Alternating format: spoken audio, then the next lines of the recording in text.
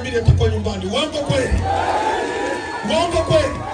Saa 12 asubuhi atakuwa nyumbani. Mambo ya kushindana, kuchukua fedha za wananchi, mnawapa watu waiue Chadema. Hamtaweza. Acheni kuchezea pesa za Watanzania. Chadema iko kwenye mioyo ya Watanzania. Wangekuja hapa kufanya mkutano hapa, si walipita hapa? Usiku kucha mnasoma wanafunzi, mnafanya msimamo wa Geita, ndio msimamo wa Bukoba, ndio msimamo wa Tanzania peoples.